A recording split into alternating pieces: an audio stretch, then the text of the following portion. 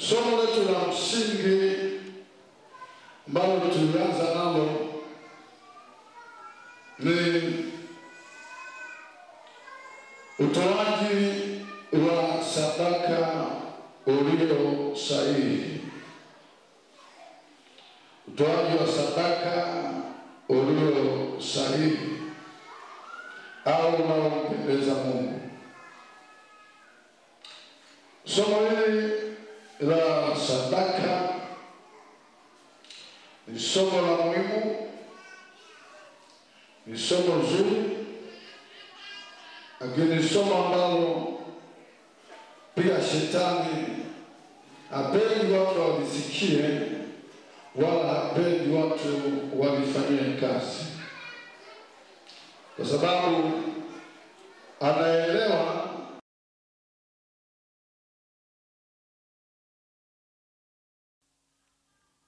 mtu yoyote anapotoa sadaka kwa huzuni au kwa lazima au kama sheria, kama torati au kama sheria ya kanisa,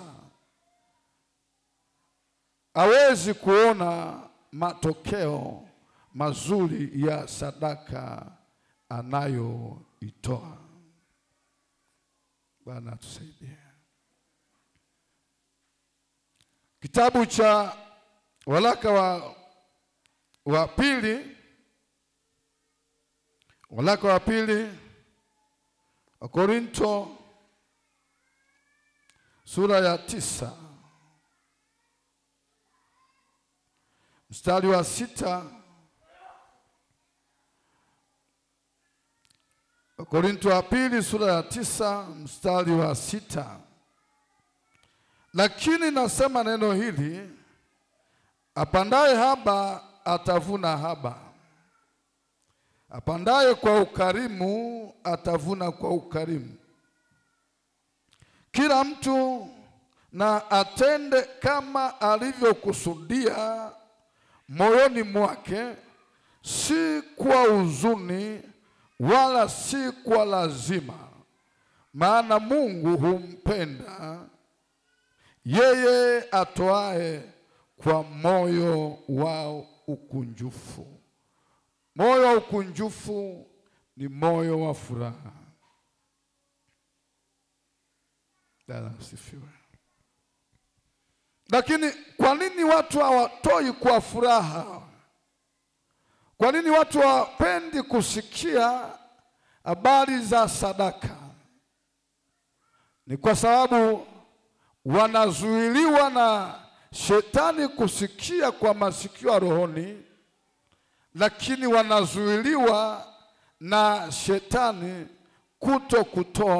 wanazuiliwa na shetani kutoa sadaka. Shetani anajua mtu akienda kwake lazima atoe sadaka, na anajua mtu akienda kwa Mungu lazima atoe sadaka ili aone matokeo ya sadaka anayoitoa. Kwa hiyo atawaruhusu watu watoe sadaka kwake, kwa shetani, kwa waganga.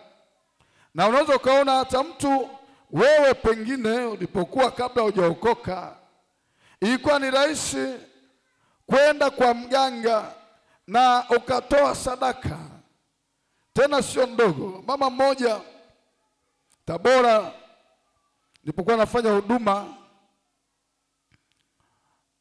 alivyokuwa nasimulia namna ambavyo alikuwa amehangaika kwenda kwa waganga.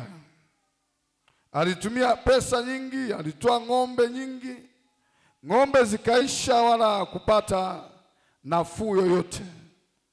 Lakini ikafika mahali mpaka akauza nyumba. Aliuza nyumba ili msaidie kupata matibabu kwa mganga wa kienyeji. Bado haikumfaa kitu. Akafika mahali akaachana na mume wake. Mume akamwacha. Akasema, mimi siwezi kukaa na mwanamke mgonjwa, umeshafilisika wakati huo. Yule mama kama amerudi nyumbani kwao kwa wazazi wake. Alipofika kwa wazazi wake, ndipo kwa neema akawa amefahamiana na mimi, akanisikia nafanya injili za mitaani kule za vijijini, akaja kwangu, mimi nikamuombea na yule mama akawa amefunguliwa, mpaka leo ni mzima. Mambo ambayo yameshindikana kwa waganga wa kienyeji, ametumia gharama kubwa. Unaona, shetani alimruhusu atumie gharama kubwa kwenda kwa waganga wa kienyeji. Wakati mwingine anasafiri, anaweza kutoka Tabora, sema natoka Tabora, nilienda sehemu ya mbali, nikaenda nikasikia kuna mganga, akaenda huko, lakini haikumfaa kitu. Amekuja kupata uponyaji baada ya kuokoka. Baada ya kuwa ameokoka, nikawa ninafuatilia utoaji wake. Utoaji wake ulikuwa ni utoaji hafifu sana. Na sio yeye, kwa sababu shetani anaruhusu mtu atoe sadaka kwa waganga wa kienyeji huko, lakini anamzuia mtu asitoe sadaka kwa Mungu aliye hai, kwa sababu anajua kuna faida au kuna nguvu iliyopo katika sadaka. Lakini kuna watu ambao si kwamba wanazuiliwa na shetani kutoa sadaka, la hasha. Kuna wengine hawatoi sadaka, na hata wakitoa si kwa furaha, wanatoa kwa lazima, kwa sababu ya kuto kujua aina na faida ya utoaji wa sadaka. Kwa maarifa ama elimu kuhusiana na sadaka, kuna watu hawana. Laiti kama kuna mtu angejua, angepata elimu inayohusiana na sadaka, aina ya sadaka na faida yake, akaijua. Kuna watu baada ya kufundishwa, baada ya kujua aina ya sadaka na faida yake, ndipo mtu akasema, kwa sababu ya faida hii mimi sitaacha kutoa sadaka. Tangu hapo alianza kutoa kwa furaha, na tangu alipoanza kutoa kwa furaha, alianza kuona matokeo ya utoaji wake. Sema amen. Sema amen. Shetani anaweza akakwambia wewe huwezi kutoa, usitoe, wewe ni maskini, wewe ndio kwanza huko unajitafuta. Hata kuimbia nyimbo nyingi sana, hizo nyimbo unazosikia unaimbiwa, huyo ni shetani na kuimbia, anakuzuia usitoe sadaka. Anajua ukitoa sadaka kwa uaminifu, ukatoa sadaka kwa furaha, ukatoa sadaka si kama Torati itakavyo, anajua hiyo sadaka itakufanikisha. Bwana asifiwe. Bwana asifiwe. Kwa unaweza, kila mmoja anaweza akajiuliza, mimi kwa nini sifurahii kutoa sadaka? Kwa nini hata nikitoa sadaka kuna vita? Yaani kutoa sadaka ni mashindano, sio ni furaha ya kutoa sadaka. Unaweza ukajiuliza ni kwa nini? Utagundua ama umezuiliwa na shetani, umedanganywa, au pengine una elimu kidogo kuhusiana na eneo la sadaka. Bwana tusaidie. Bwana tusaidie. Hata kuimbia, hata kuambia hapana kutoa sadaka. Sadaka natoa waliofanikiwa ndio watatoa sadaka. Wewe hapana, usitoe. Mtu wa namna hiyo anahitaji neema ya utoaji wa sadaka. Sema amen. Sema amen. Wakorintho wa kwanza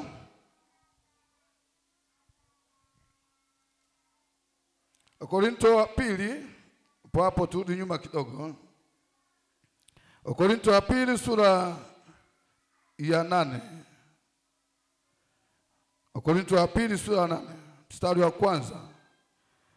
Tena ndugu zetu twawaarifu habari ya neema ya Mungu waliopewa makanisa ya Makedonia.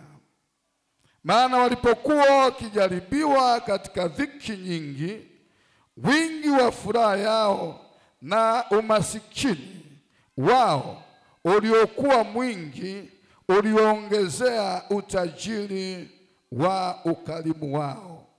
Maana nawashuhudia kwamba kwa uwezo wao na zaidi ya uwezo wao, kwa hiari yao wenyewe walitoa vitu vyao.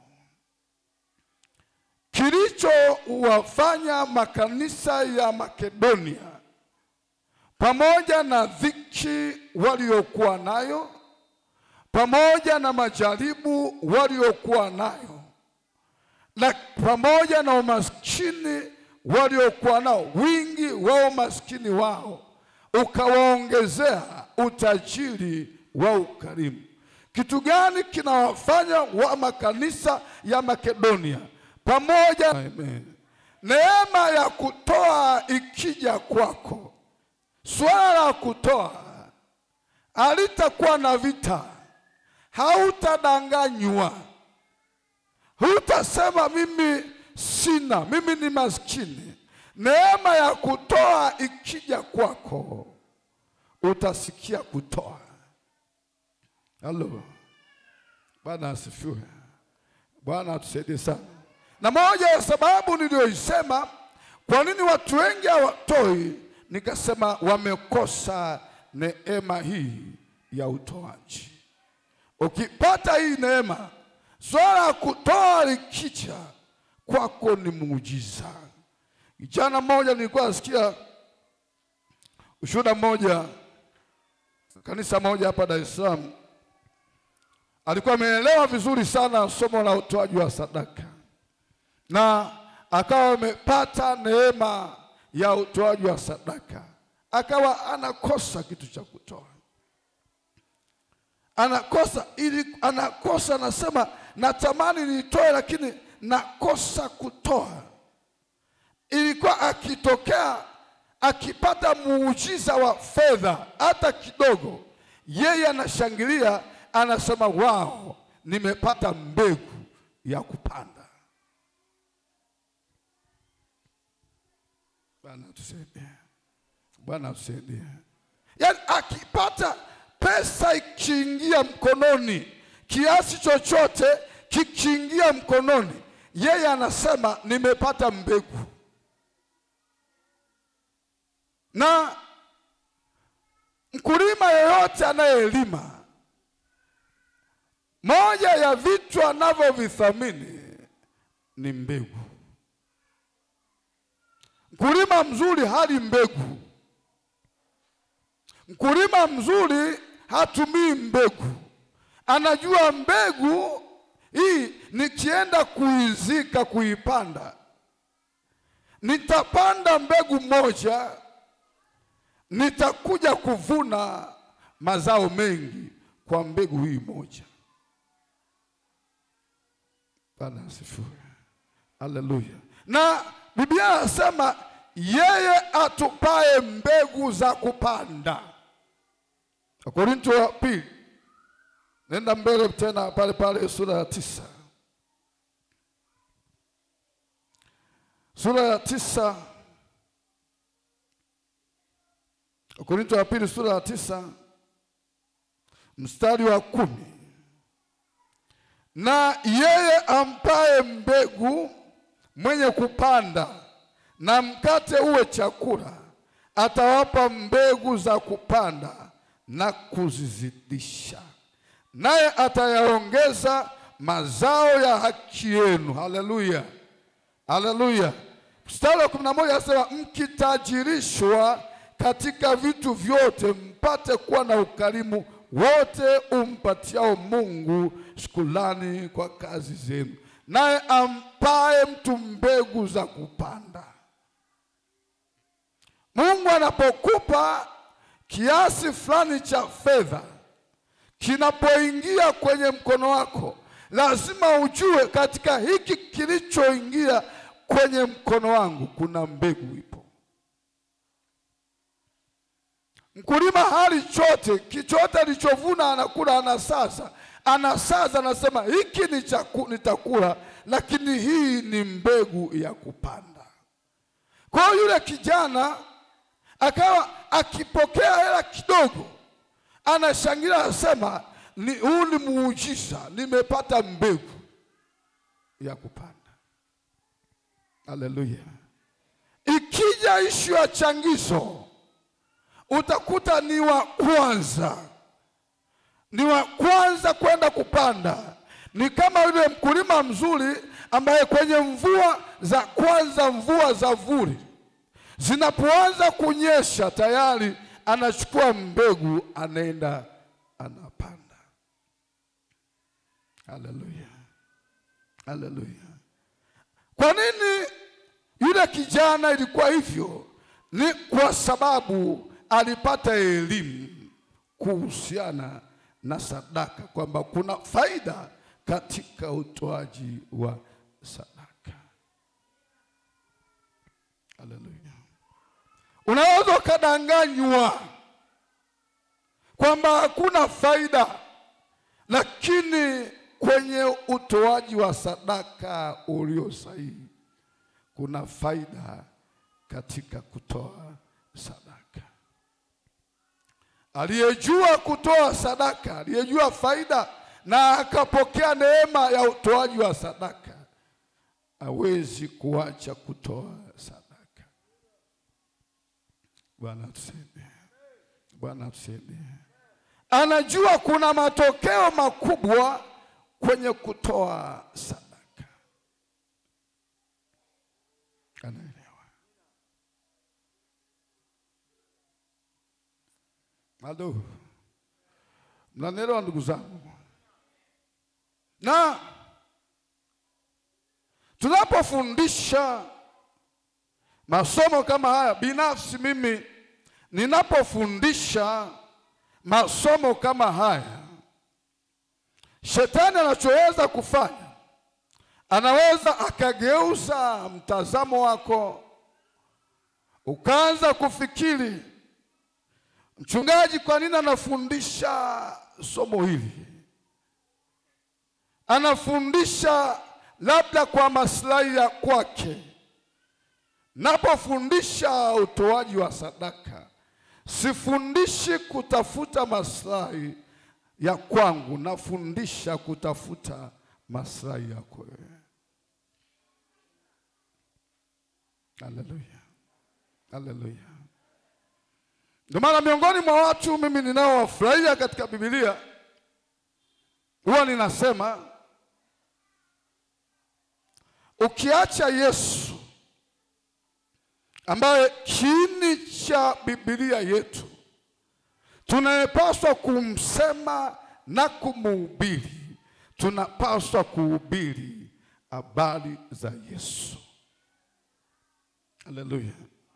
Lakini nasema katika watu walioandikwa katika Biblia, kama ningepata nafasi ya kwamba unatakiwa kumhubiri huyu kama kiini, ukiachilia mbali Yesu, kwenye mtu wa kwanza ambaye mimi napenda kujifunza kwake, napenda kumsema, simsemi sana yeye kuliko ninavyomsema Yesu, namsema sana, ninampenda, ni mtu mmoja anaitwa Mtume Paulo. Haleluya. Haleluya. Paulo mtume ni mmoja kati ya watumishi wa Mungu waliopata kutokea, ambao mimi nimevutiwa naye, najifunza kwake, na ninajaribu kumwangalia Paulo. Haleluya. Paulo ambaye alikubaliwa na Yesu, Roho Mtakatifu alimkubali, ambaye aliandika nyaraka nyingi, nafikiri kwenye 13. Kati ya nyaraka 21, nyaraka 13 alizoziandika Paulo mtume imekuwa ni sehemu ya Biblia. Bwana asifiwe. Paulo ambaye anawaambia Wagalatia, anasema mtu yoyote atakayehubiri injili nyingine isipokuwa injili ya kwangu mimi, mtu huyo na alaaniwe. Alikuwa na uhakika na injili aliyokuwa na hubiri, kwa kuwa alikuwa na hubiri injili ya Kristo Yesu. Haleluya, haleluya. Paulo mtume anasema katika kitabu cha Wagalatia sura ya 4, Wagalatia wa Efeso samani wa Filipi sura ya 4 mstari wa 14 hadi 17. Lakini mlifanya vema mliposhiriki nami katika dhiki yangu. Nanyi pia ninyi wenyewe mnajua, enyi wa Filipi, ya kuwa katika mwanzo wa injili nilipotoka Makedonia, hakuna kanisa lingine lililoshirikiana nami katika habari hii ya kutoa na kupokea, ila ninyi peke yenu. Kwa kuwa hata huko Thesalonike mliniletea msaada kwa mahitaji yangu, wala si mara moja. Si kwamba nakitamani kile kipawa, bali natamani mazao yanayozidi kuwa mengi katika hesabu yenu. Haleluya. Paulo mtume anaandika waraka huu, anawaandikia Wafilipi, na kanisa la Filipi ni miongoni mwa makanisa yanayotajwa makanisa ya Makedonia ambayo yalipata neema ya utoaji. Analiandikia kanisa la Filipi akiwa yupo gerezani, akiwa yupo kifungoni. Anawaeleza namna ambavyo, anasifia namna ambavyo Wafilipi walipompelekea mahitaji yake akiwa gerezani, akiwa Thesalonike. Anawasifu, anawapongeza. Lakini mstari wa 17 anachosema ndio hapo ninapomnukuu Paulo mtume, anasema si kwamba na kitamani kile kipawa mlicho nacho. Kile kipawa mlicho nacho, tafsiri ya nyingine za Kiingereza ama tafsiri ya Biblia ya habari njema, neno kile kipawa ni utoaji. Anasema si kwamba natamani kile kipawa chenu cha kutoa, namna mlivyokuwa mnatoa. Anasema si hivyo, ninachotamani mimi ni mazao yanayozidi kuwa mengi kwenu. Bwana asifiwe. Bwana asifiwe. Furaha yake sio watu wanatoa na yeye amekula na kazi ya Mungu imefanyika. Furaha yake mtume Paulo alisema, anasema ninachotamani ni kuona mnapata matokeo ya ule utoaji wenu. Haleluya. Tuko pamoja? Tuko pamoja? Na hiyo ndio dhamira yangu, hiyo ndio matamanio yangu.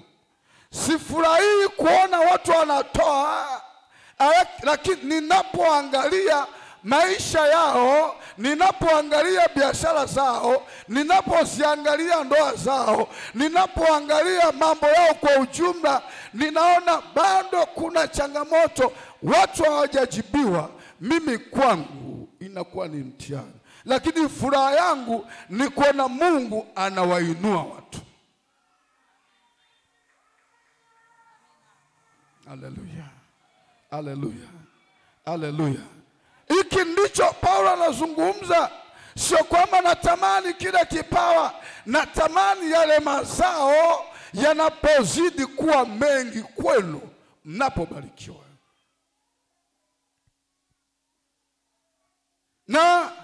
Na huu moyo ndio napaswa kuwa moyo wa kila aliye mtumishi wa Mungu.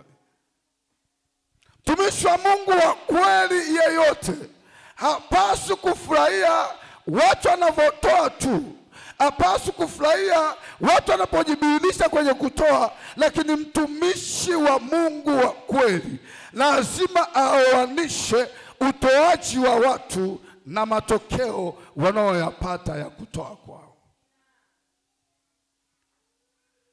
Mtumishi asiyejali mambo kama hayo, anafurahia kuona watu wanatoa, anashindwa kutimiza wajibu wake. Bwana tusaidie. Haleluya. Na ndio maana lazima mtumishi wa Mungu yeyote wa kweli ambaye anafundisha habari ya sadaka lazima afuatilie maisha ya watu, ajishughulishe na maisha ya watu. Sio maisha ya watu kiroho tu, ajishughulishe na maisha ya watu kimwili pia. Namna gani watu wanafanikiwa, namna gani watu, mbona huyu yupo katika tatizo kwa muda mrefu, atafuatilia, atamuuliza Mungu, atamuombea. Sema amen. Sema amen kwa jina la Yesu. Haleluya. Haleluya. Ndio maana mtumishi wa Mungu wa kweli, kuna sadaka mtu akitoa, kuna sadaka mtu akitoa ataogopa hata kuitumia ile sadaka.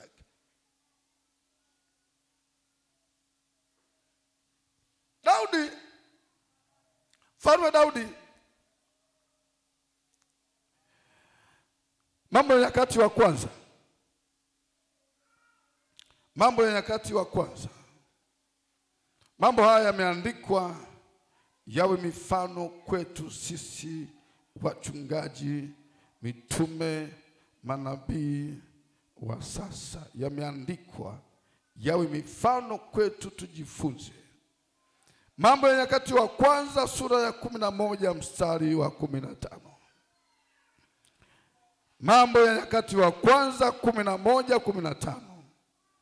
Tena watatu miongoni mwa wale 30 waliokuwa wakuu wakashuka mwambani, wakamwendea Daudi hata pango la Adulamu.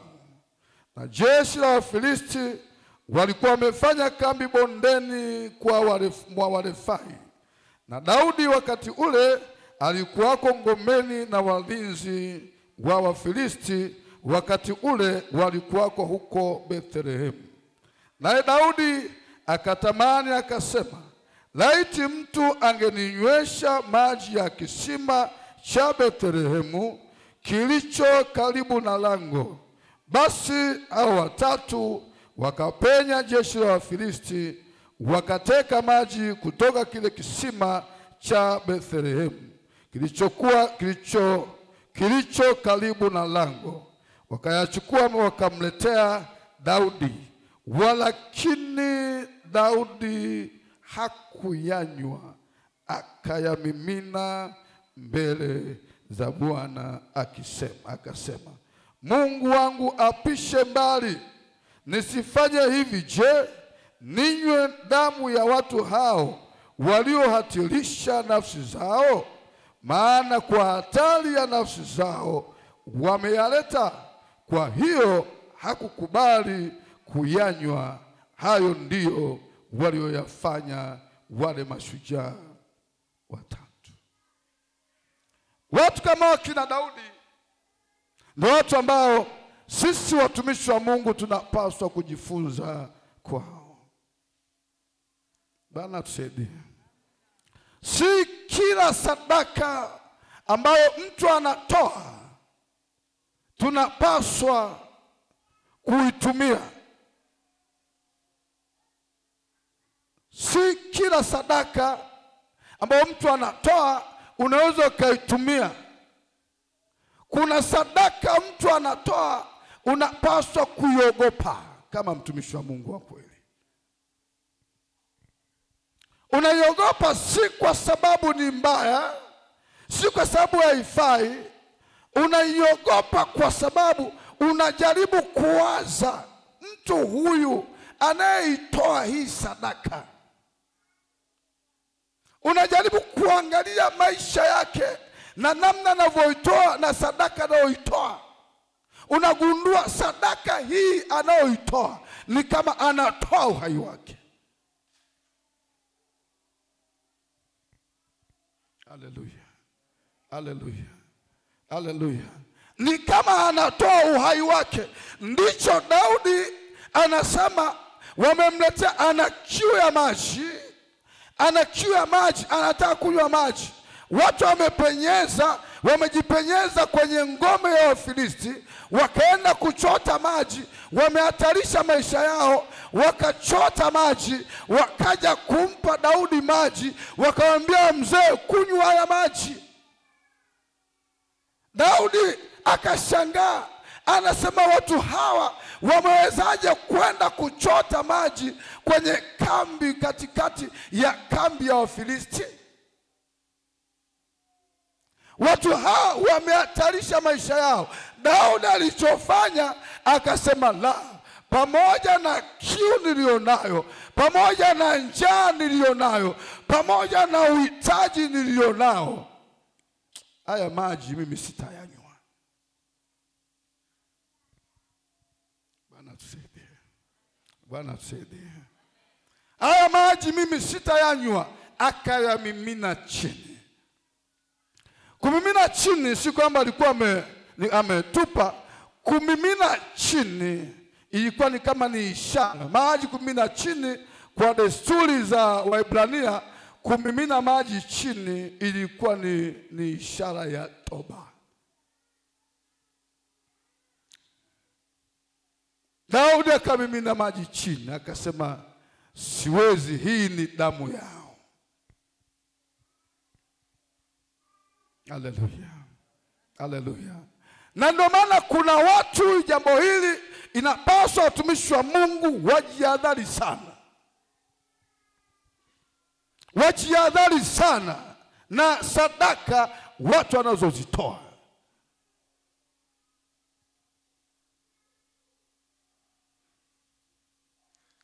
Sadaka hizi ambazo watu wanatoa, hata sadaka unazotoa wewe, unapotoa kwenye madhabahu, na paswa kujihadhari sana na hiyo sadaka unayoitoa.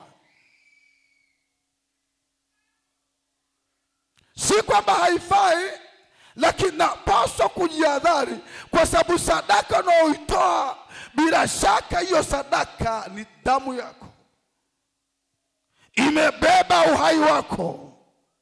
Ninapoitumia hiyo sadaka pasipo kuchukua tahadhari, inapofanya kazi ya Mungu pasipo tahadhari yoyote, ile sadaka. Ndio maana moja ya watu ambao leo ni wahanga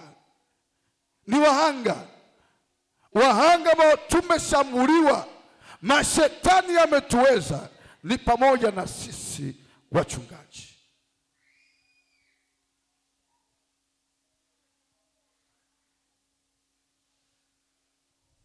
Ni sisi wachungaji tumedhani kila sadaka mtu anayoitoa tunapaswa kuitumia, na tunafurahia, tunasema mimi ni kinywa cha Mungu, acha nile. Kuna sadaka watu wanatoa hazipaswi kuliwa. Daudi kwa maana nyingine ile kumimina chini, maana yake yale maji kama ni sadaka aliitoa kwa Mungu.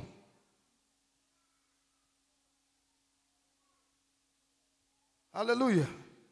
Bwana asifiwe. Kuna sadaka ikija lazima uwe makini sana. Tuwe makini sana utumishi wa Mungu. wengi wameathirika. Kuna sadaka tunazila, tunazitumia tena kwa furaha. Kuna mtu ameleta sadaka, ile sadaka imebeba ukoma, ile sadaka imebeba kansa,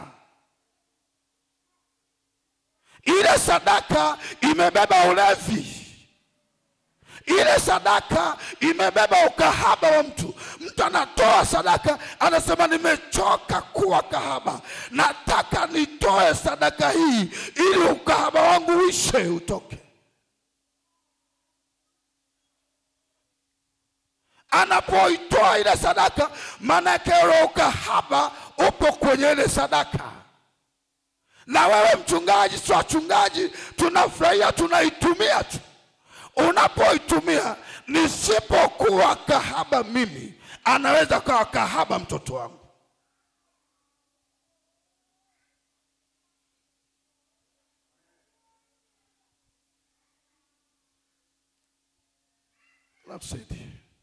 Bwana tusaidie.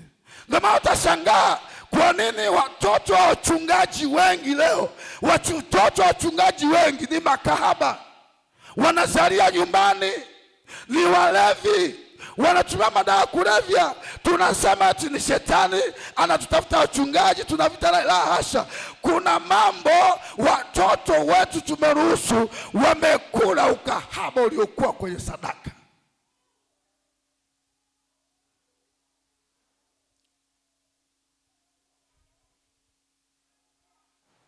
Bwana asifiwe. Haleluya. Haleluya. Haleluya. Kwa maana ninapofundisha najihadhari sana, na wao jihadhari sana kufikiri mchungaji anafundisha anakitamani kipawa chako, anatamani kutoa kwako. Ninafundisha natamani kuona wewe Mungu anakuinua, ndio furaha yangu.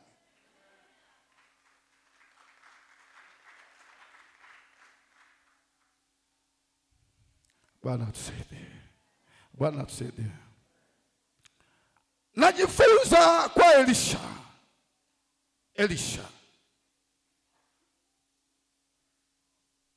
Elisha anapewa zawadi na Naaman. Naaman alikuwa na ukoma. Anapewa zawadi na Naaman baada ya kuwa ameponywa. Elisha alipopewa zawadi, haikuwa kidogo. Alipewa talanta za dhahabu, alipewa mavazi. Elisha alivyokuwa anapewa na Naaman, Elisha akasema, kama Bwana wangu aishivyo, hizo zawadi mesipokea.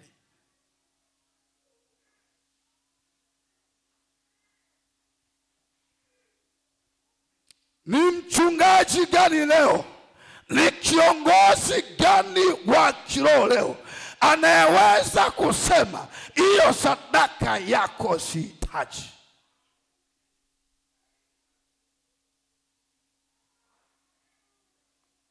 Ni kiongozi gani, ni mchungaji gani anaweza akapokea sadaka akasema sadaka hii nataka ninunue kinanda? Ni nani leo?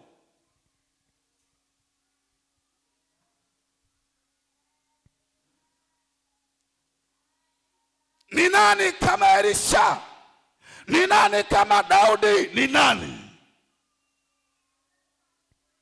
Sadaka za watu tunapaswa kuziogopa.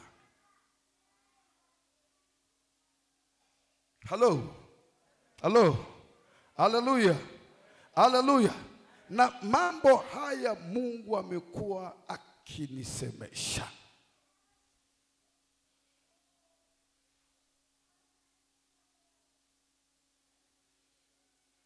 Amekuwa akinisemesha. Na ndio maana moja ya mabadiliko tunaotaka kuyafanya hapa kanisani ni kurudi kwenye Biblia.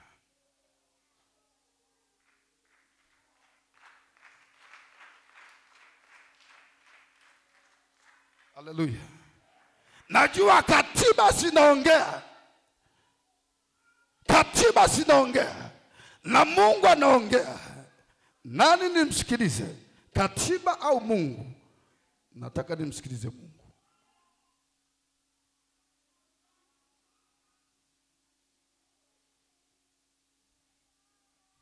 Nitajiponya mimi, nitaponya na kizazi changu pia.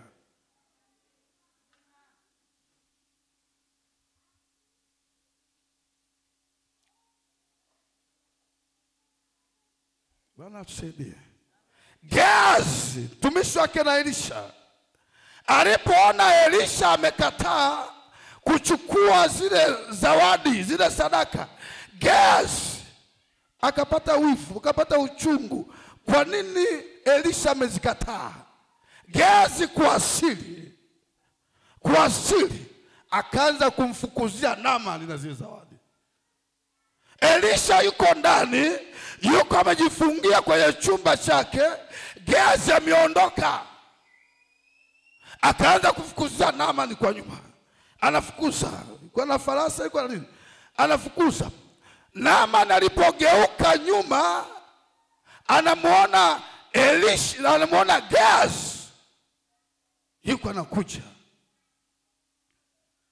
Akasimama Gehazi, Naamani akamuuliza, vipi Gehazi?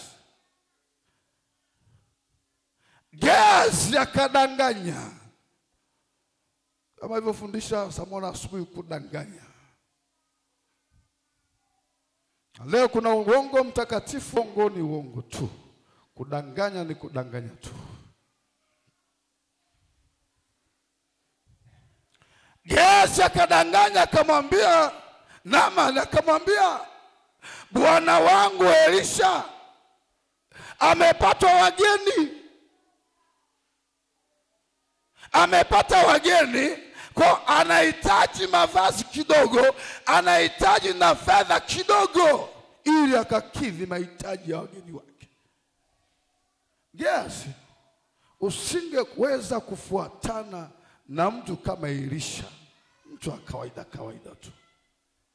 Ukiona mtu yuko chini ya nabii, yuko chini ya mtume, huyo mtu manake ni mtu amechunguzwa, ni mtu mwadilifu anayemfuata Mungu. Kwa Gehazi akadanganya, akapewa zawadi. Alipopewa zawadi akarudi, anafika Elisha alikuwa mtu wa rohoni. Elisha akamuuliza Gehazi, umetoka wapi?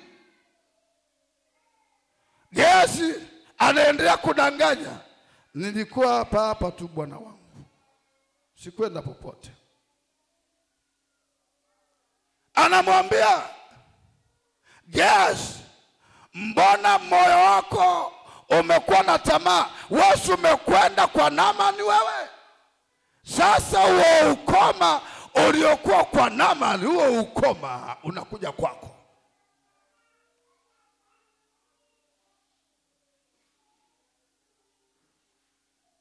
Jana asifiwe. Haleluya. Elisha alijua kwenye ile zawadi, ile pesa, zile talanta, zile dhahabu, zile talanta zilibeba ukoma.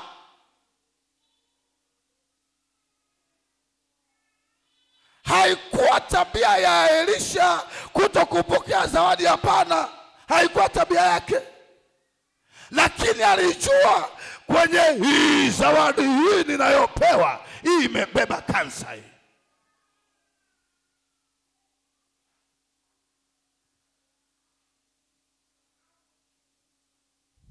Bwana tusaidie. Haleluya. Haleluya.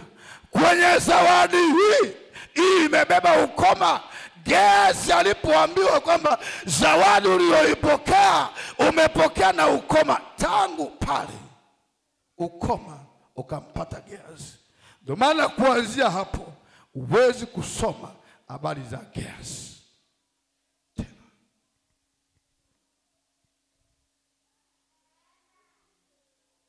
Haleluya. Haleluya. Haleluya. Wala usitamani. Ndio maana hapo sitamani kile kipawa, sitamani mnavyotoa, sitamani mtoe viwe vingi, hapana. Natamani kuona mnavyotoa na Bwana anawainua. Sema amen. Sema amen kwa jina la Yesu. Mtumishi wa Mungu yeyote lazima kabla yeye ajaanza kubarikiwa, baraka zake, mafanikio yake lazima yaanzie kwa watu wanaowaongoza.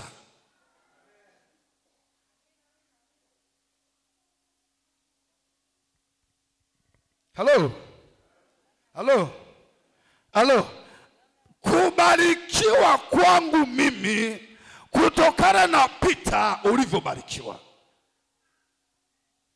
Kubarikiwa kwangu mimi kutokana na Samora anavyobarikiwa. Kubarikiwa kwangu mimi kutokana na Barosha anavyobarikiwa.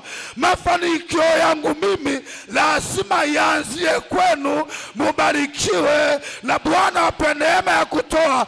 Mkisha barikiwa ninyi, mimi nibarikiwe. Sema amen kwa jina la Yesu. Sema amen kwa jina la Yesu. Na maana lazima nifanye juhudi, sio kuwaombea tu, lakini na kuwafundisha namna gani mnaweza kubarikiwa. Mambo ya Nyakati.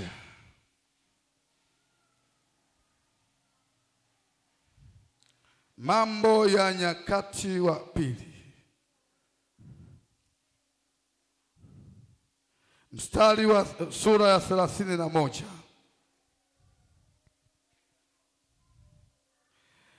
Mambo ya Nyakati wa pili 31 mstari wa 5. Mara ilipotangaa amri, kutangaa ni kusambaa, amri, wana wa Israeli wakatoa kwa wingi malimbuko ya nafaka na divai na mafuta na asali na mazao yote ya mashamba na zaka za vitu vyote, wakazileta nyingi. Nao wana wa Israeli na Yuda waliokaa mijini mwa Yuda wakaleta pia zaka za ng'ombe na kondoo na zaka za vitu vilivyowekwa wakfu alivyowekewa Bwana Mungu wao, wakaviweka chungu chungu, maana makundi makundi. Katika mwezi wa 3 wakaanza kuweka misingi ya hizo chungu, wakaanza kujenga magara, wakazimaliza katika mwezi wa 7. Hata walipokuja Hezekia na wakuu na kuziona zile chungu, wakamuhimidi Bwana na watu wake wa Israeli. Ndipo Hezekia akaulizana na makuhani na Walawi katika habari ya hizo chungu. Azalia kuhani mkuu wa nyumba ya Sadoki akamjibu akasema, tangu watu walipoanza kuleta matoleo nyumbani kwa Bwana, tumekula na kushiba na kusaza tele, kwa kuwa Bwana amewabariki watu wake.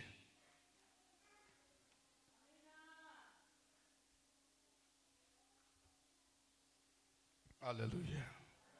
Haleluya. Azalia kuhani mkuu anasema tangu watu walipoanza kuleta matoleo nyumbani mwa Bwana, ndizo chungu nazoziona, ndio mafungo unayoyaona.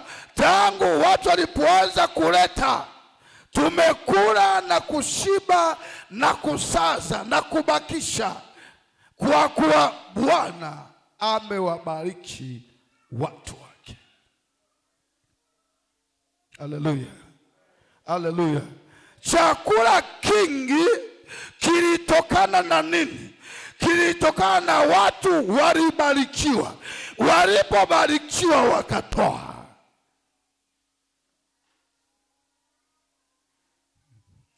Ndio maana lazima tuhakikishe watu nao waongoza wanabarikiwa, wanainuliwa. Wanapoinuliwa wao, na mimi ninainuliwa pia. Sema amen kwa jina la Yesu. Sema amen. Haleluya. Ndio maana Samueli anasema nisiache kuwaombea. Ninapowaombea na waombea mubarikiwe. Na waombea Bwana awape imani ya kutoa. Na waombea Bwana awape ukarimu wa kutoa. Mkisha barikiwa na mimi nitabarikiwa. Sema amen kwa jina la Yesu. Sema amen. Ndio maana namwambia Mungu, nasema mimi ukitaka kunibariki mimi, wabariki watu ninaowaongoza. Ukitaka kunibariki, unasema nataka nikubariki, wabariki watu ninaowaongoza kwanza, ili wao wanibariki mimi. Bwana tusaidie. Haleluya. Ubarikiwe na Yesu. Nasema ubarikiwe tena na uinuliwe. Nasema ubarikiwe tena na uinuliwe.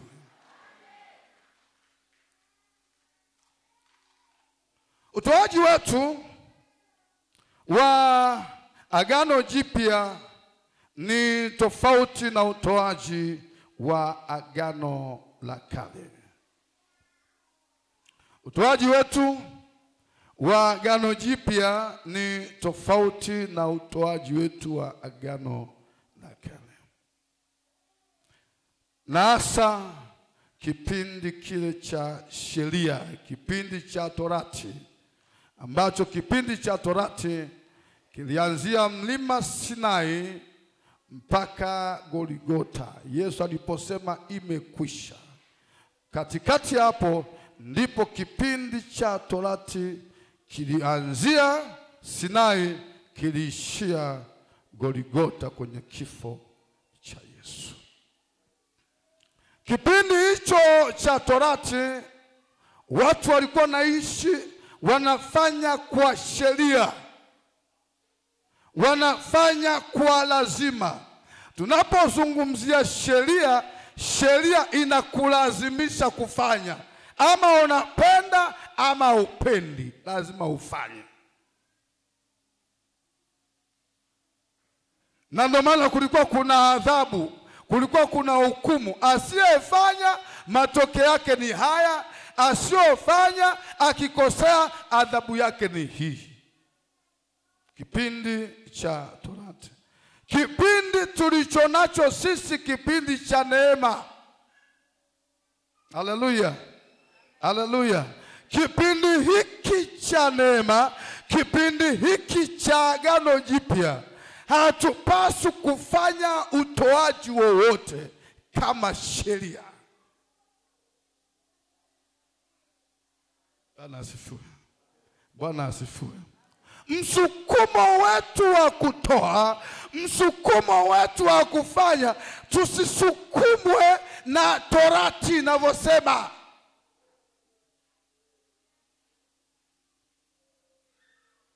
Kila mtu na atoe kwa moyo wa kupenda, kwa moyo wa furaha, si kwa huzuni wala si kwa lazima. Sheria, Torati inamlazimisha mtu afanye.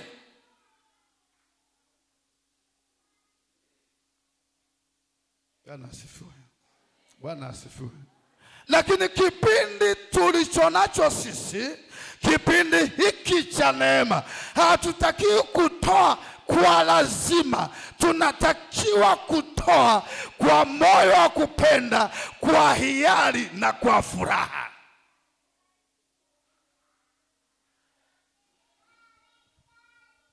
Haleluya. Haleluya.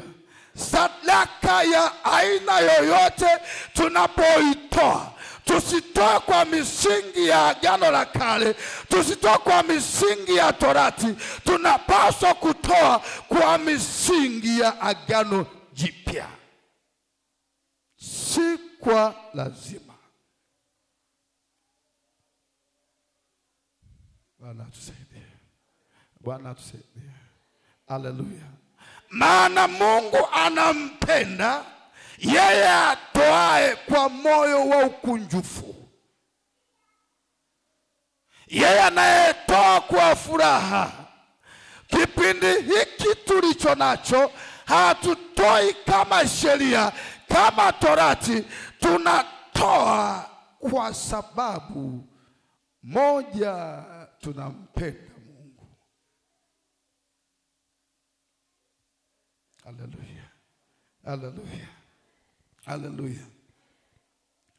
Unapotoa sadaka ya aina yoyote, ukiwa unatoa zaka, ukiwa unatoa sadaka yoyote, unapoitoa usitoe kama Torati inavyosema. Toa kwa sababu unampenda Mungu. Haleluya. Ukimpenda Mungu, kuna sheria tulionayo sisi Samora, inaitwa sheria ya Roho. Haleluya.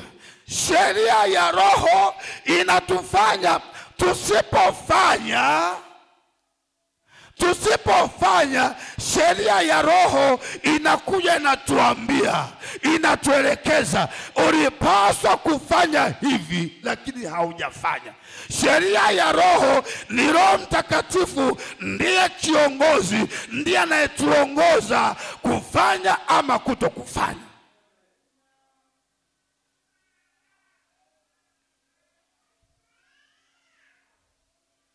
Haleluya, haleluya. Ndio maana lazima tujihadhari. Hatupaswi kuwatishia watu, kuambia usipotoa zaka wewe ni mwizi.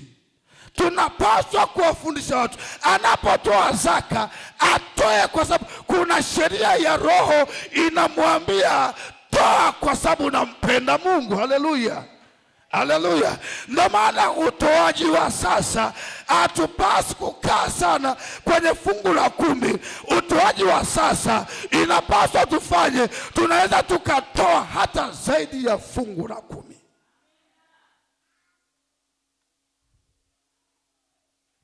Bwana asifiwe. Haleluya. Haya mambo ya kutafuta change, natafuta change, nanunua kipande cha sabuni hata kama sina haja nacho, nanunua ili mradi nipate change nikatoe zaka kamili. Nataka nikwambie, utoaji wa namna hiyo unatoa kama Torati.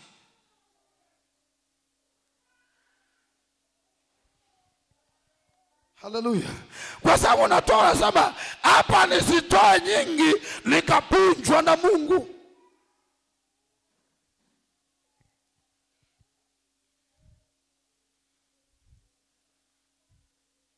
Bwana tusaidie.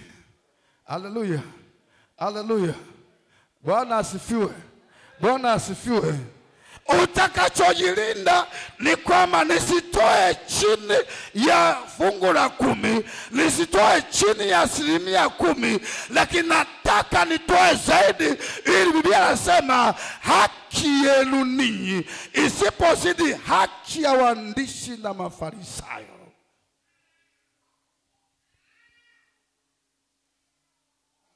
Hello. Tuko pamoja? Tuko pamoja?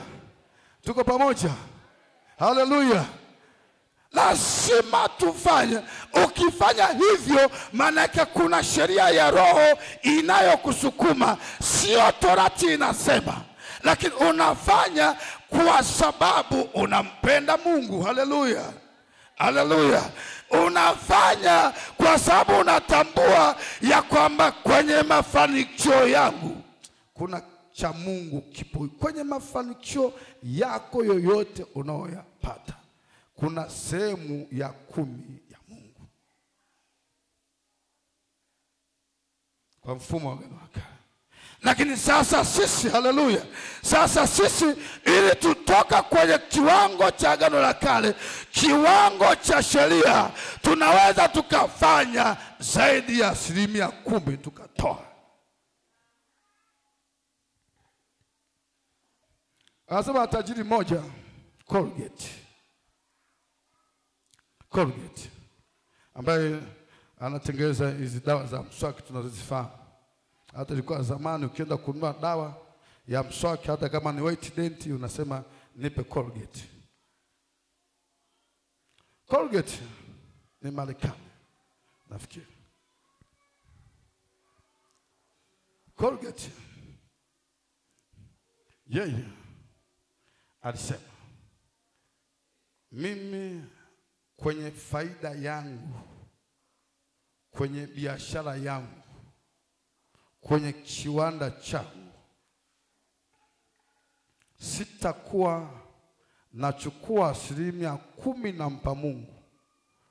Akasema mimi nitachukua 90%, 10% ndiyo itakuwa ya kwangu, 90% nitampa Mungu.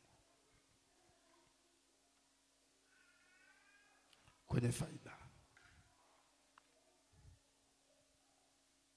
Bwana tusaidie. Bwana tusaidie. Haleluya. Kwenye faida.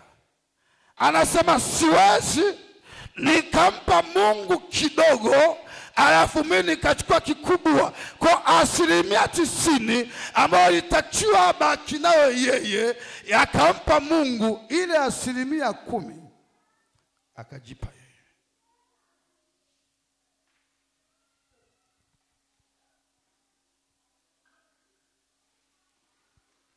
Wewe fikiri tu, unapohangaika, unapopiga mahesabu, toa, jumlisha, gawanya kwa ngapi, gawanya kwa ngapi.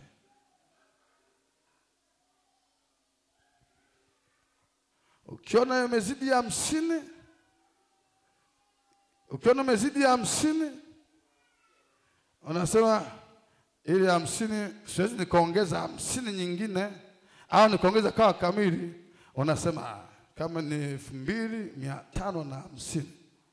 Unaona kuna 100, umekosa change ya 50. Hapo Mungu ndio imekula kwake hapo.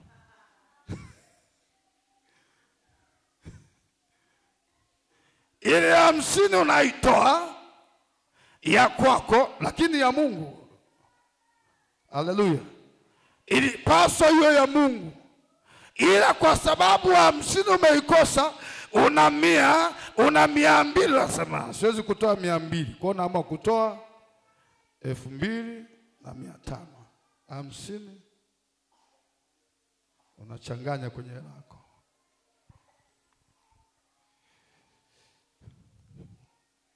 Unakuwa umechukua ya Mungu.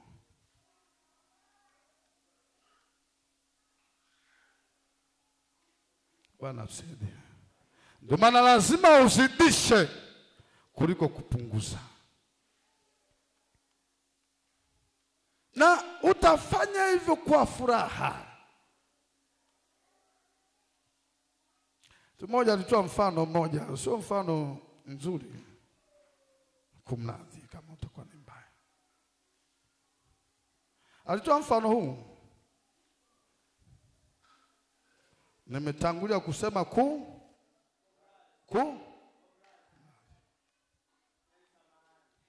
yani samahani.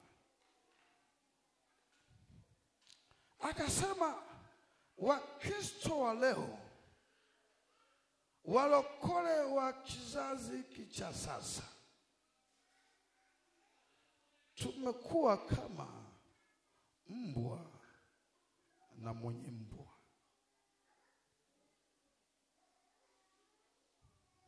Mbwa, huo ni mfano tu. Nimetangulia kusema kumradhi. Akasema mwenye mbwa akimpa nyama mbwa, alafu amempa muda huo ajaribu kuichukua ile nyama,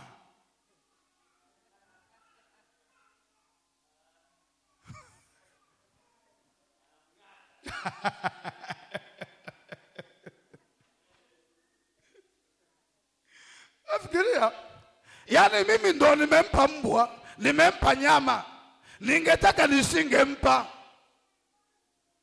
Lakini nimemwona huyu mbwa ni wa kwangu, nimpe nyama ale. Sasa nasema ngoja nichukue labda nigawe mara mbili. Napojaribu kuchukua kosa.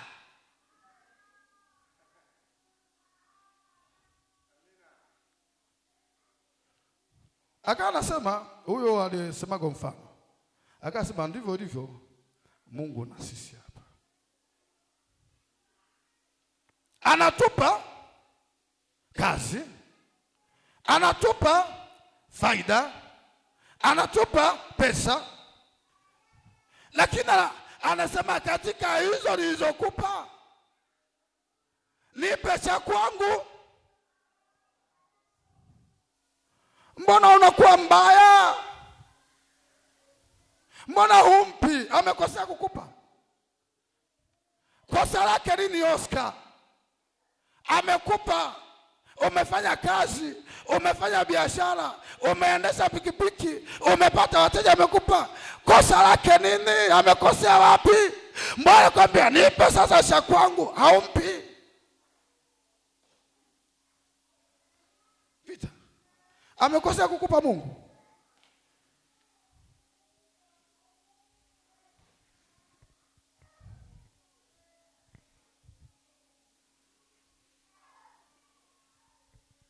Bwana tusaidie.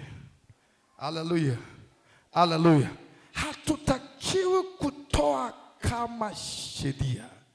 Tunatakiwa tutoe kwa kuwa tunampenda Mungu. Sema amen. Lakini tunatakiwa kutoa kwa sababu tunamcha. Tunatoa sadaka ya namna yote. Tunatoa zaka, malimbuko. Hatutoi kwa sababu nyingine. Tunatoa kwa sababu tunamcha Mungu. Tunamheshimu Mungu. Tunamuogopa Mungu. Ndio maana tunatoa. Ndio maana Mungu anampa Ibrahimu Isaka. Amempa Isaka, lakini anamwambia huyo Isaka niliyekupa nataka unirudishie.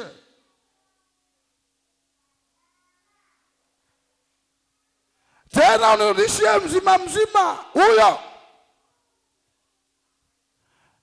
alitaka kujua namna ambavyo Ibrahimu anampenda Mungu, namna ambavyo Ibrahimu anamcha Mungu.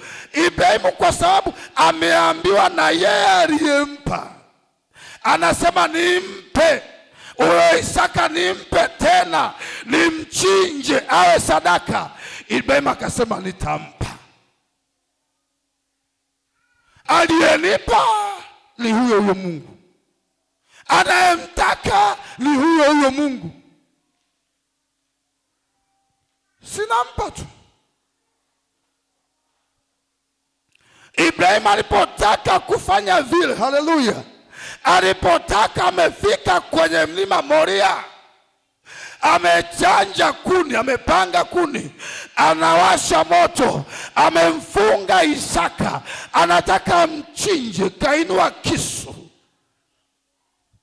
mwanae wa pekee, mzaliwa wake wa kwanza, ila anainua kisu, anataka mchinje.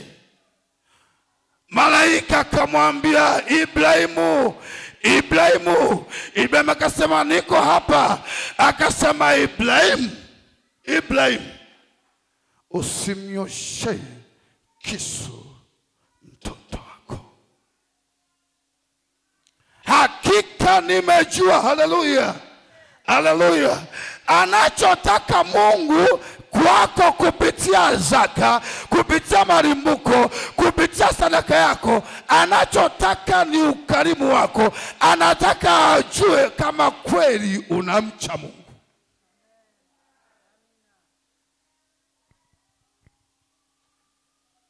Bwana tusaidie. Bwana tusaidie. Si kwamba Mungu ameishiwa, hapana. Ndio maana nasema nani alianza kunipa nimrudishie? Akamwambia Ibrahimu, akasema Ibrahimu, kwa tendo hili hakika nimejua unanicha. Ni rahisi kusema na muogopa Mungu, ni rahisi kusema na mheshimu Mungu, ni rahisi kusema na mcha Mungu, lakini Mungu anataka aone kwenye mapato yako, kwenye sadaka yako, anataka aone kama kweli unamcha Mungu wewe. Ndio msingi wa Agano Jipya. Msingi wa Agano Jipya, Mungu hataki kutulazimisha. Nilifundisha kwenye zoni yao, nikasema Mungu sio dikteta. Haleluya, haleluya. Mungu anataka aone hiari ya mtu. Ndio maana aliweka mti kwenye bustani ya Edeni. Ameweka mti, alafu anamwambia Adamu usile. Kwa nini anapanda mti alafu anamwambia usile? Kwa nini asingeupanda tu kabisa? Alitaka aone namna Adamu atakavyomtii Mungu.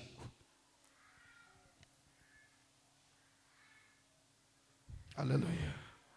Bwana tusaidie. Bwana tusaidie. Mtu mmoja akafanya biashara. Fanya biashara. Akupata faida ile alitegemea. Ila faida alipata. Faida iliyokuwa imekosekana. Faida ilikuwa imekosekana kwa mahesabu yake ndio ile alitakiwa akipata yote ndo atoe fungu la 10. Kiwango kile kilichokosekana amepata hasara, faida yake haijafika. Kile kiwango ndicho alikuwa anajua, hichi kiwango kama nitapata faida kama nilivyokusudia, kiwango hiki ndicho nitatoa ni fungu la 10. Kiwango kile kile ambacho kwa mahesabu yake ndio fungu la 10, kiwango kile kile ndio alipata hasara. Hakupata ile faida. Akasema, mimi nasikiaga tu.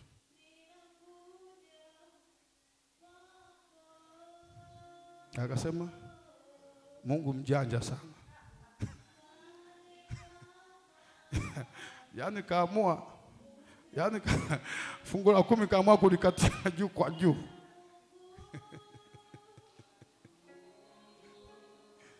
Kwa alichofanya, maana yake hapa tena sitoi, kwa sababu Mungu alishakata.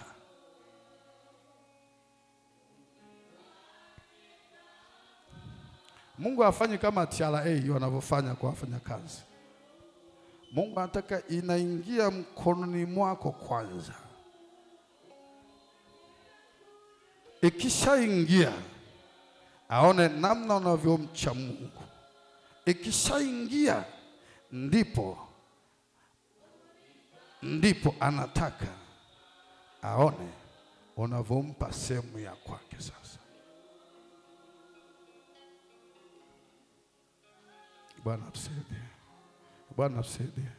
Ukiwa na sheria ya Roho ikiwa na kusukuma, ukawa unaamini katika kutoa, sehemu ya Mungu hautaigusa hata kidogo. Hutagusa hata kidogo.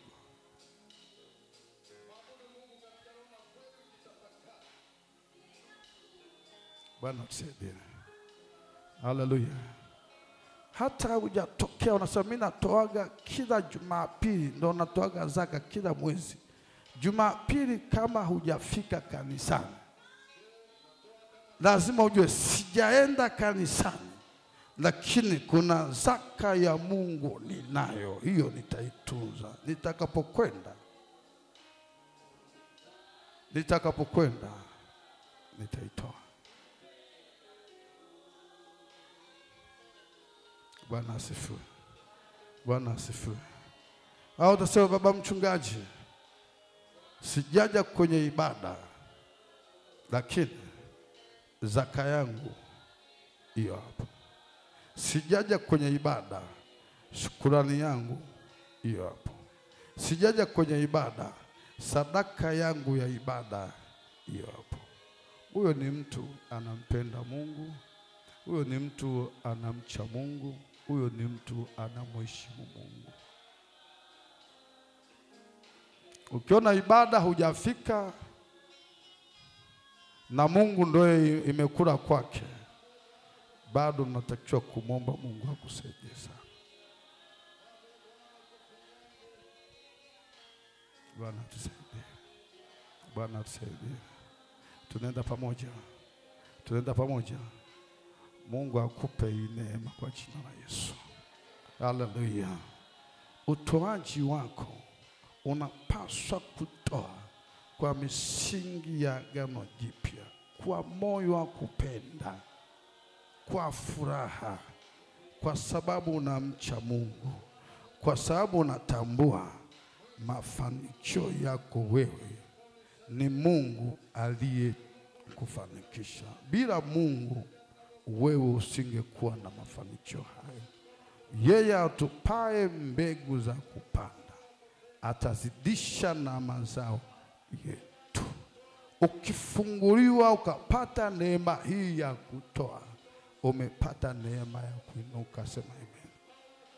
Unaweza ukapiga mahesabu tangu umekuwa mnyimivu kwenye kutoa, umefika wapi? Utagundua hujafika popote.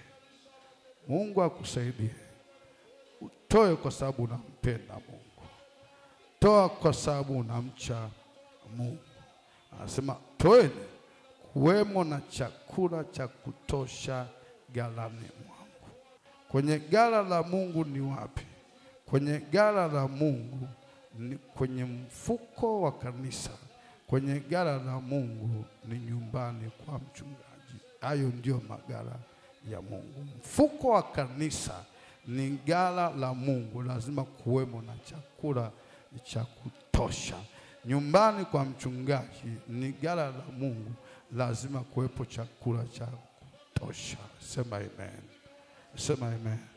Leo tumetunisha ghala la aina moja, kuna ghala tumelisahau. Kuna ghala tunataka pia kuwemo na chakula cha kutosha. Sema amen. Pigia Yesu makofi. Simama mahali ulipo sasa. Njoo praise team tuabudu hapa. Kila mmoja simama mahali ulipo. Nitaendelea siku nyingine baada ya ratiba zingine kupita. Kinaamini hatua kwa hatua Mungu anatutoa sehemu moja, anatupeleka sehemu nyingine. Simama kila mmoja.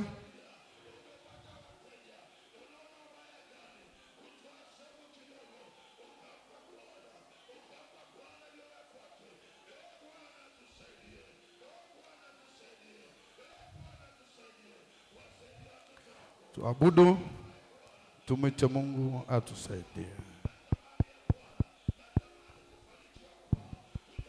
Kuna mambo mengine unahitaji tu neema hii. Neema ukiipokea,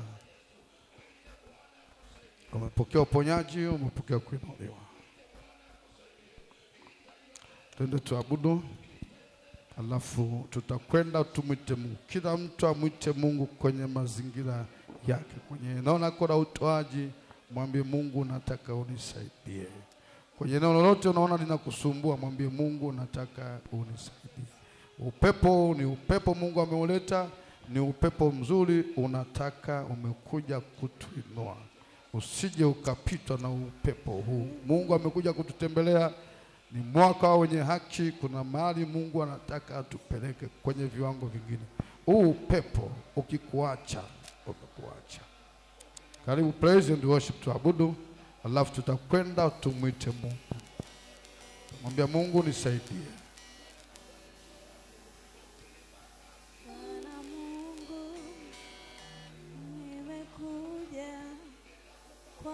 Inua mikono yako juu, mwabudu Mungu katika roho, mwambie nimekuja kwako unisaidie. Bwana Mungu, ninakuja kwako. Unifanye kama upendavyo. Bwana Mungu, ninakuja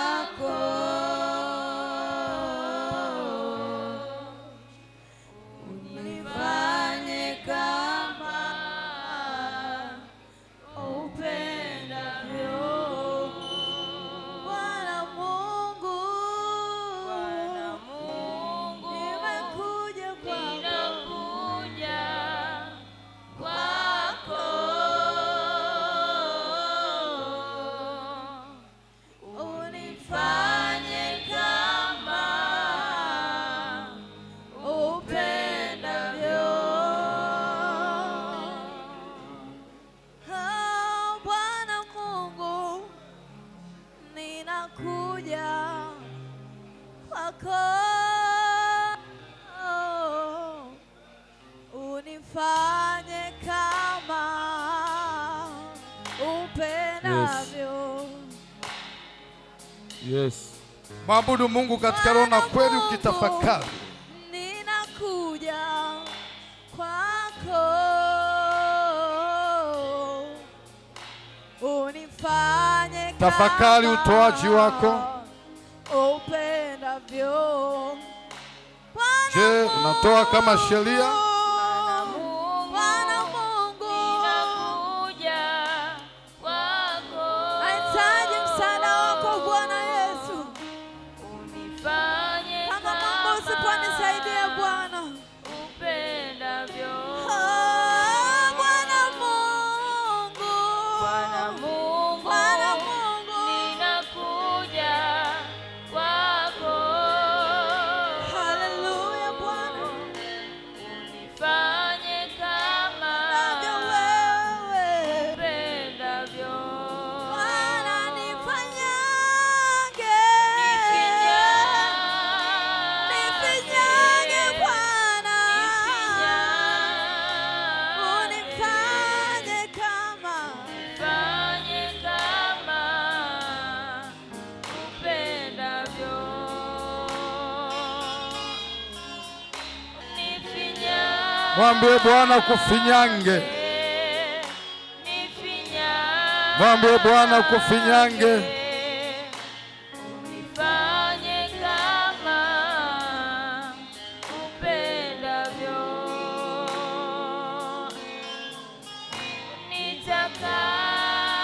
Nitakase, nitakase, unifanye kama upendavyo. Hebu nenda mbele za Bwana, nenda mbele za Bwana. Mwite Mungu, mwambie Bwana, niko hapa, nataka unisaidie. Nataka Mungu unisaidie, nahitaji kufanya zaidi ya ninavyofanya. Nahitaji kutoa siku kama Torati itakavyo. Nataka nitoe kwa moyo wa kupenda. Nimetoa kwa lazima, nimeacha kutoa, nahitaji msaada wako. Mwite Mungu, mwambie Bwana, na kuita unisaidie. Siwezi peke yangu. Paulo akasema naweza yote katika yeye anitiaye nguvu. Mwambie Bwana, niko hapa, nisaidie. Ile neema iliyokuwepo kwa makanisa ya Makedonia, ile neema iliyokuwepo kwa kanisa la Filipi, mwambie Bwana, nipe neema. Sitaki kutoa kwa sheria, nataka kutoa kwa sababu ninakupenda. Nataka kutoa kwa sababu ninakucha wewe. Nisaidie Bwana. Mwambie Bwana, nipe neema hii. Mwambie Bwana, nipe neema hii. Mara ngapi umenipa mbegu, ile mbegu nikaila. Mara ngapi umenipa faida, ile faida nikala yote. Ule mtaji, faida nikala yote. Mwambie Bwana, ninahitaji msaada wako. Nahitaji msaada wako. Mwambie Bwana, nisaidie. Mwambie Bwana, nisaidie. Shetani asikuzuie tena. Shetani asikudanganye tena. Wengi wamedanganywa na mashetani. Wengi wamedanganywa wakadanganyika. Mwambie Bwana, nisaidie. Kataa kudanganyika kuanzia leo. Waliokuzuia kufanikiwa wamekuzuia kutoa sadaka. Hata ukitoa sadaka unatoa kama sheria ya kanisa. Hata ukitoa sadaka unatoa kwa huzuni wala si kwa furaha. Mwambie Bwana, nisaidie. Nimeona sadaka ikiwainua wengi. Nimeona uaminifu ukiwainua wengi. Nimeona wengi wakiponywa kwa sababu ya sadaka. Nimeona wengi, mabinti wengi wakiolewa kwa sababu ya sadaka. Nimeona vijana wakifanikiwa kwa sababu ya sadaka. Nimeona matajiri waliotajirika kwa sababu ya sadaka. Mwambie Bwana, nisaidie. Mara nyingi nimedanganywa, nimedanganyika. Naomba unisaidie leo. Naomba unisaidie leo. Mwambie Bwana, nisaidie. Mwambie Bwana, nisaidie. Mbona amekusaidia umepata faida? Mbona amekusaidia umepata wateja? Unaona ubaya gani kutoa sehemu kidogo ukampa Bwana, ukampa Bwana iliyo ya kwake? Bwana tusaidie. Bwana tusaidie. Bwana tusaidie. Wasaidie watoto wako. Si kwamba Bwana natamani kipawa chao, natamani Bwana, natamani kufanikiwa kwao. Tutawezaje kufanikiwa wasipo kutoa watoto wako katika jina la Yesu. Mwite Bwana akusaidie, mwite Bwana akusaidie, mwite Bwana akusaidie. Ita hiyo neema ya ukarimu, ita hiyo neema ya ukarimu katika jina la Yesu Kristo. Bwana tupe hiyo neema. Mwambie Bwana, unasikia upinzani kwenye kutoa, kata hiyo roho. Kuna watu wamefungwa na mashetani, kata hiyo roho. Umefungwa na mashetani, waliofunga maisha yako, walitumia sadaka kukufunga, waliofunga usifanikiwe, walitumia sadaka. Mwambie Bwana nisaidie, mwambie Bwana nisaidie. Hata katika mapato yako mwambie Bwana nitakutolea sehemu ya 10.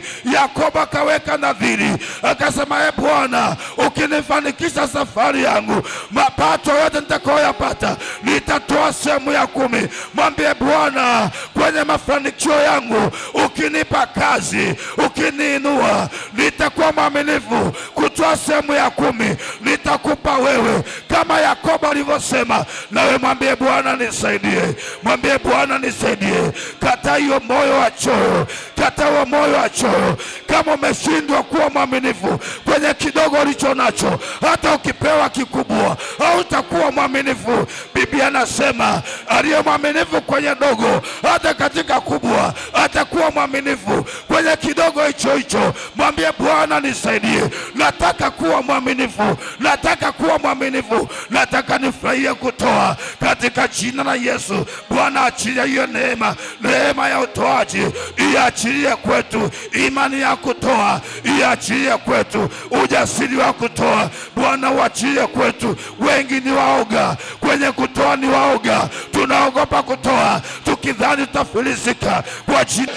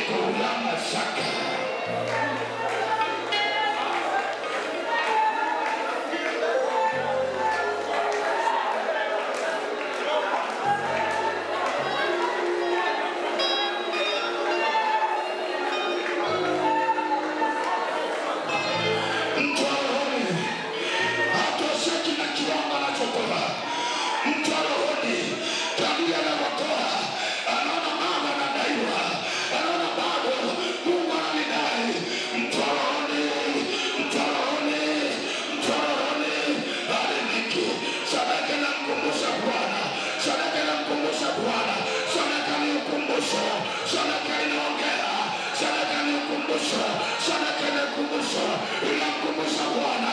Biblia inasema eti mwenye kumkumbusha Bwana usiache kumkumbusha Bwana. Kumbushe Bwana kwa sadaka yako, kumbushe Bwana kwa sadaka yako. Mwambie Bwana nisaidie, mwambie Bwana nisaidie. Kinachotaka kuondoa kwenye hiyo ndoa yako, kwa mume wako, ni sadaka watalitoa. Walisema hautakaa kwenye ndoa, hautakaa kwenye ndoa.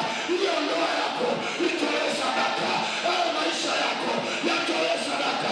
Kuna mashetani hapa yalisema huyu hataolewa, huyu hatazaa, huyu hatafanya hivi.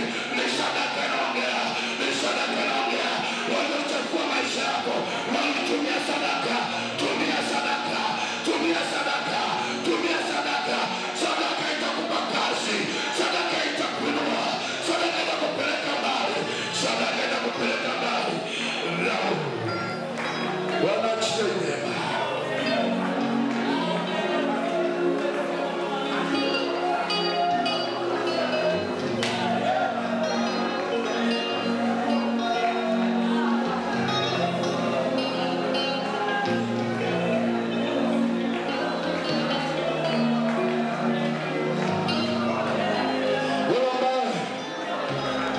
Wewe ambao unaacha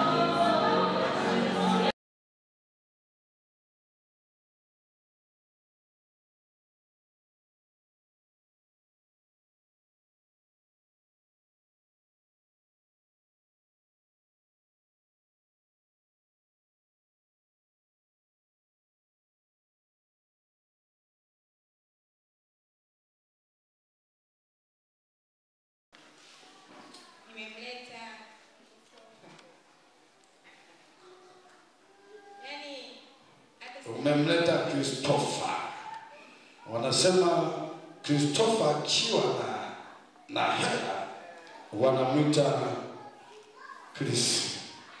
Christopher kama hana hela wanamwita Tofa. Amen. Huyo atakuwa Chris. Bwana asifiwe sana. Amen. Kweli usinishangae. Usinishangae. Kipindi najifungua shamba nilipata maumivu makali sana. Yaani mpaka nikasema sitaki tena kuzaa. Lakini nilipojifungua shamba, niliporudi nyumbani, niliweka sadaka kubwa sana. Nikasema hii sadaka Mungu naomba nitoleaje maumivu kwenye mimba zote ambazo tutakazozipata. Bwana asifiwe. Amen.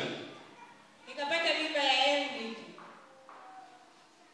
Nilikuwa na hofu, nasema ile sadaka kweli itanena. Nilikwenda hospitali, kiukweli sikuchelewa. Nusu saa tu nikajifungua. Yaani sikuchelewa hata kidogo. Nusu saa tu. Kitu hicho. Nilipopata sasa huyu, hata sikutilia tena mashaka. Nikasema sadaka yangu itafanya kazi. Bwana asifiwe sana. Amen. Jumapili ile nilikuwepo. Jumapili ile hiyo tutasikuwepo. Nikamwambia ile kumbuka tu mimi nilitoaga ile kumbuka tu Bwana wangu. Kweli Jumapili nikaja na nilikuwa na nguvu kwa nyumbani cha kuchuchumia nipo tu. Nimetoka nyumbani kwa nishangaa, mbona kuchuchumia umii? Mama nipo tu sana leo.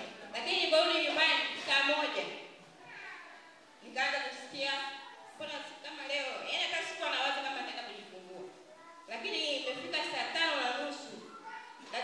Yule nesi ananiambia, "Mbona usikii?" Nikamwambia, "Mimi sisikii uchungu." Lakini akiniangalia nipo tayari kila kitu. Mtoto kashasoga, yaani yupo kabisa mlingani.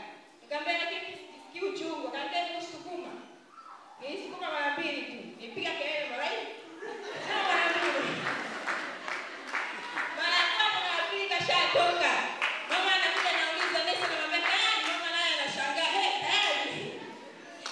Yaani nataka pale nina nguvu. Nikasema ile sadaka inafanya kazi.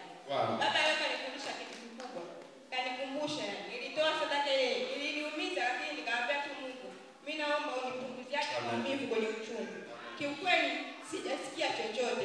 Yaani naweza nikasema nasikiaga uchungu ule wa shamba hata tumbo